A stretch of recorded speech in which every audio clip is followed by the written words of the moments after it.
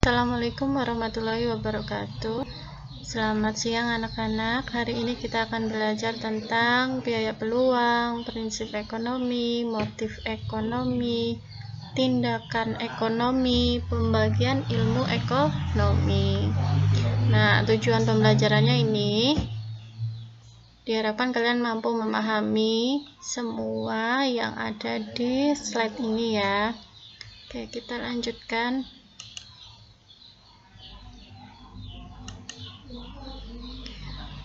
Memahami konsep biaya peluang. Pertama, biaya peluang atau biaya kesempatan atau opportunitas itu sendiri adalah kesempatan yang hilang karena kita telah memilih alternatif lain. Contohnya, pada hari Kamis, Dewi mendapat 3 tawaran pekerjaan, yaitu bekerja di rumah dengan gaji 1.500.000 per bulan, bekerja di salon dengan gaji 2 juta per bulan, dan bekerja di rumah makan dengan gaji 2.500.000 per bulan. Kemudian pada hari Jumat, Dewi memutuskan untuk bekerja di rumah makan. Maka biaya kesempatannya adalah titik-titik. Nah, di sini kita lihat saja yang dipilih Dewi dulu. Dewi memutuskan untuk bekerja di rumah makan. Oke, rumah makan kita tandai. Di sini di soal kita lihat bekerja di rumah makan. Itu kita coret. Kenapa dicoret? Karena ini sudah dipilih, berarti bukan merupakan biaya peluang atau bukan merupakan kesempatan yang hilang ya, bukan merupakan kesempatan yang hilang. Nah, yang merupakan kesempatan yang hilang itu ada 2 ini. Tinggal kita pilih saja yang paling besar yang mana. Yang paling besar yang 2 juta ini. 2 juta bekerja di salon. Maka jawabannya adalah bekerja di salon dengan gaji 2 juta per bulan. Oke. Jadi intinya di sini kesempatan yang hilang karena Dewi telah memilih bekerja di rumah makan yang nilainya, kesempatan yang hilang ini harus yang nilainya paling tinggi. Oke ya, selesai. Nah, kita lanjut ke prinsip ekonomi. Prinsip ekonomi. Di prinsip ekonomi ini kan yang pertama adalah bunyi dari prinsip ekonomi tersebut. Bunyinya apa? Kita lihat di atas, paling atas, lihat sendiri di atas itu.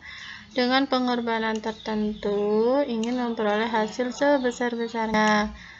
Dan dengan pengorbanan sekecil-kecilnya ingin memperoleh hasil tertentu. Nah, prinsip ini adalah dasar atau asas seseorang melakukan tindakan ekonomi. Jadi ketika melakukan tindakan ekonomi itu dasarnya ini. Dasarnya prinsip ekonomi. Nah, di sini kalau pengorbanannya tertentu, nanti berharap hasilnya sebesar-besarnya. Tapi kalau pengorbanannya sekecil-kecilnya, berharapnya itu memperoleh hasil tertentu saja ya di sini nih. Oke. Kita lanjutkan ke motif ekonomi. Motif ini adalah yang mendorong orang atau seseorang untuk melakukan tindakan ekonomi. Motif secara umum dibagi motif intrinsik dan motif ekstrinsik. Kalau intrinsik itu dari diri sendiri.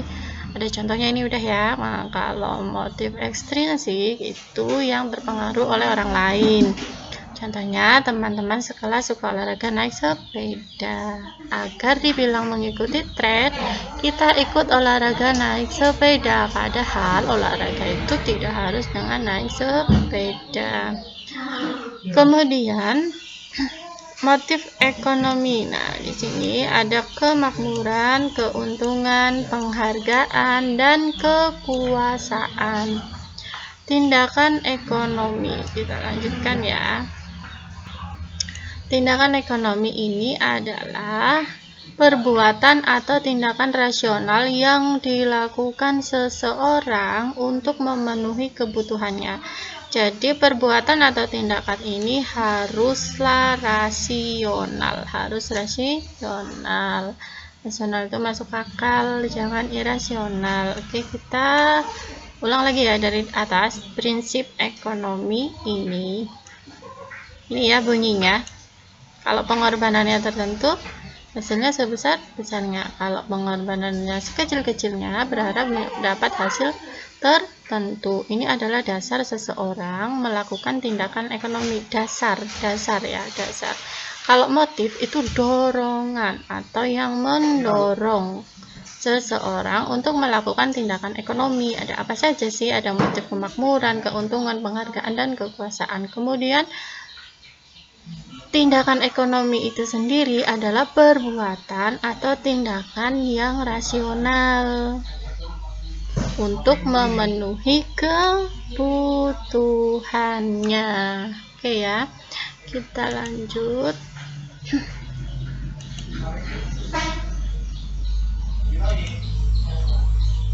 Nih, ini contoh. Bisa kalian baca dulu ya, baca dulu, nanti Ibu jelaskan. Orang yang jual baju ini bernama Indah. Indah jual baju. Dia ingin membeli bahan jualannya. Kemana dia beli baju untuk dijual?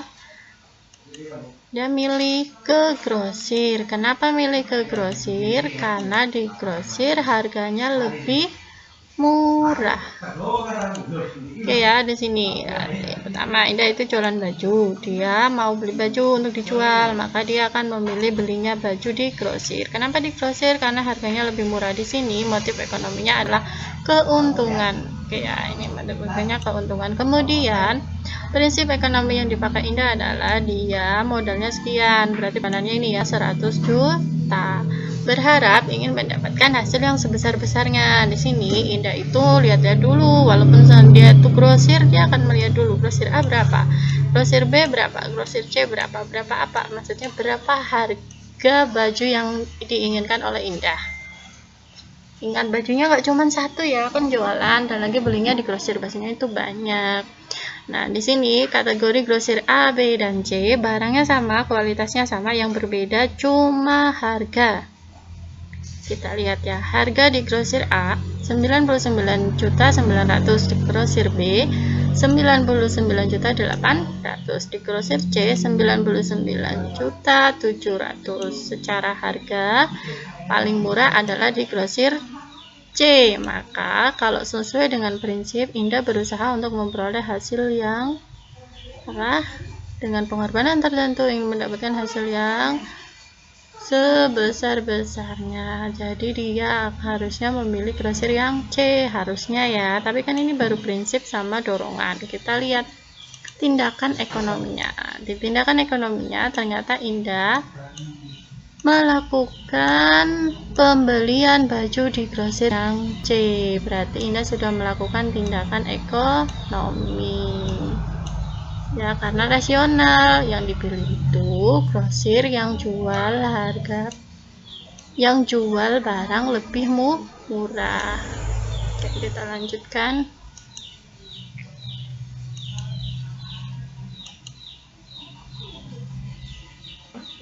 Pembagian ilmu ekonomi, ada ilmu ekonomi teori, terapan, deskriptif. Kalian sudah sering lah tahu itu teori kan. Teori banyak ilmu. Di sini kalau ekonomi itu ekonomi teori dibagi menjadi dua, ilmu ekonomi mikro sama ilmu ekonomi makro. Yang mikro itu kecil, khusus, sempit. Kalau ilmu ekonomi makro itu luas atau besar dia, atau keseluruhan. Dalam gambarannya seperti itu, mikro sama makro. Kemudian untuk yang terapan, berarti ilmu ekonomi yang diterapkan. Oke, kemudian ilmu ekonomi deskriptif, ini menggambarkan. Kita lanjut saja. Ilmu ekonomi teori, ilmu yang mengkaji masalah-masalah ekonomi, menganalisis dan membuat kesimpulan ekonomi. Ya, mengkaji, menganalisis, membuat kesimpulan ekonomi. Ekonomi mikro, di sini yang mikro, perhatikan yang mikro sama yang makro itu kan beda. Kita lihat bedanya ya. Yang beda pertama itu masalah-masalah, membahas masalah-masalah. Kalau di mikro, masalah-masalah yang khusus. Kalau di makro, masalah-masalah keseluruhan. Oke. Dan dari tadi membahas masalah-masalah khusus, ini kalau di makro itu yang keseluruhan. Nah, contohnya laba perusahaan, pendapatan individu, si A, si B pendapatannya berapa, seperti itu. Kalau yang ilmu ekonomi makro di sini itu dia yang lingkupnya besar, nasional, inflasi, naiknya barang-barang secara keseluruhan dan terus-menerus.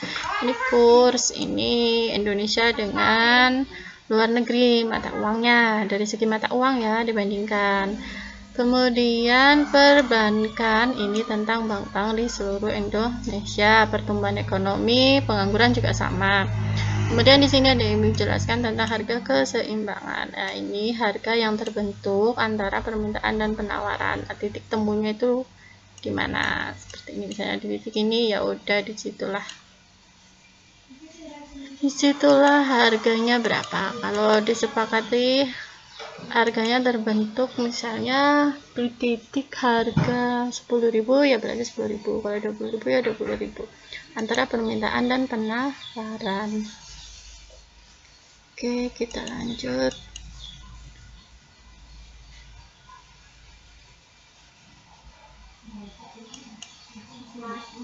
Ilmu ekonomi deskriptif, ilmu ekonomi terapan. Yang deskriptif itu, nah ini kita lihat aja yang di sini ya. Yang deskriptif itu menggambarkan masalah ekonomi suatu negara secara khusus. Nah, karena khusus maka contohnya yang Ibu lingkari itu. Khusus ekonomi suatu negara secara khusus. Nah, di sini negara yang digambarkan negara siapa? Negara Indonesia. Khususnya pada akhir tahun 1990. Kalau terapan tadi yang menerapkan, di sini kan contohnya kebijakan harga maksimum. Ini ilmu ekonomi, tapi dia diterapkan pada saat apa? Diterapkan pada saat harga-harga melambung tinggi. Nah, ketika harga melambung tinggi, pembeli itu menjadi sulit untuk membeli. Ada yang uangnya nggak cukup dan lain sebagainya. Intinya pembelinya kasihan, makanya harga maksimum ini diterapkan. Jadi biar si penjual itu tidak semena-mena dalam menaikkan harga. Jadi pembeli tetap bisa beli. Contoh kalau udah diterapkan harganya 50.000, maka penjual juga harus menjualnya paling tinggi di harga 50.000 sehingga pembeli itu bisa membeli. Nggak bisa ya kalau asal-asalan tuh nggak bisa. Kalau udah ada penetapan kebijakan harga maksimum, ini hanya salah satu contoh. Oke, kita lanjut. Setelah ini adalah selesai. Oke ya, materinya sudah selesai. Ibu sarankan untuk diulang-ulang supaya kalian itu kalau ada yang lupa bisa ingat, kalau susah mengingat bisa ingat. Nah, kemudian untuk yang belum paham silakan tanyakan di classroom. Kalau sudah paham ya sudah, jangan lupa belajar di rumah. Jika Ibu dalam menyampaikan ada kesalahan, Ibu mohon maaf. Ibu tutup, Ibu akhiri. Wassalamualaikum warahmatullahi wabarakatuh.